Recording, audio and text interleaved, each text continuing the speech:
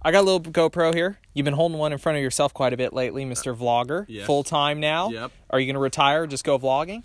No, I will not retire anytime soon. The only reason I have any audience on the vlog is because of dirt bikes. So I like riding way too much. Editing, really not my thing. I do it for the people.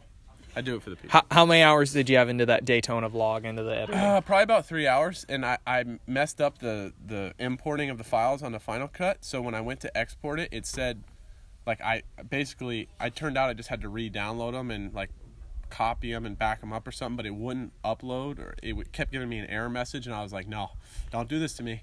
Don't do this to me. I have a deadline. But I got it. It's fine. Beyond that, let's move on to something else, not dirt bike related, golfing. That's all I can hear you guys talk about the whole week I've been here. You guys do your motos, that's serious, but the more serious part I see is you guys just out practicing a little bit with sandwiches, just out getting some hits and you getting the yardage down. Yeah, I think with golf, like, I've never really had any other hobbies growing up. I mean, it was just, sorry, I'm a little bit stuffy, got some sinuses going on.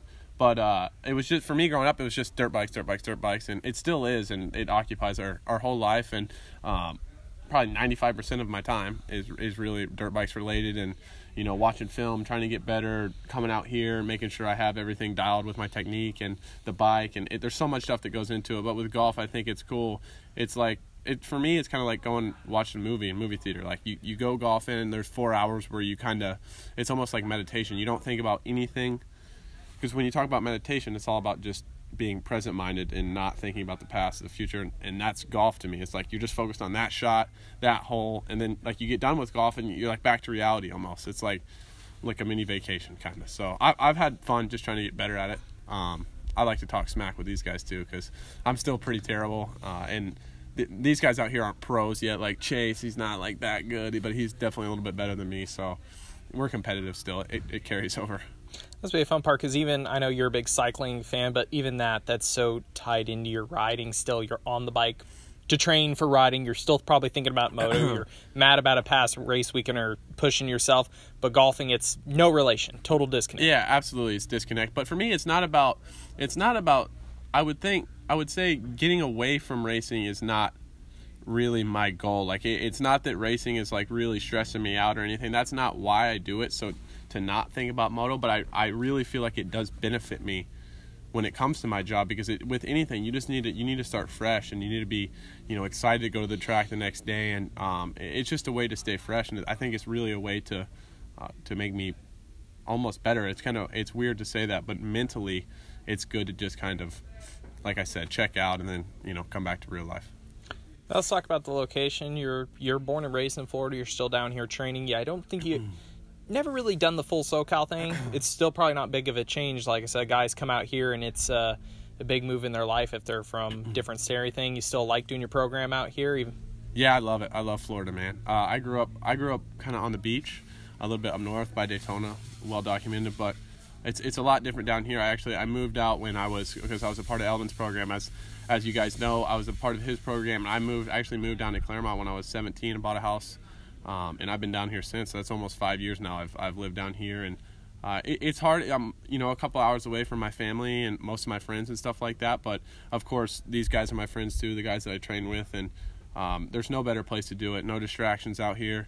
Pretty good roads for cycling, and of course there's 5 or 6 facilities now. It's like the Temecula of Florida now, so it has everything you need, and yeah, I still enjoy it. I've been riding at this track. I was just talking about it the other day when it was Villapoto's place. I came out here in 2010. I was on an 80, so I'm going on 8 years of riding here. So, but yeah, all the tracks change. Of course, not like I'm riding the same track, but been spinning laps in this property since I can remember, pretty much.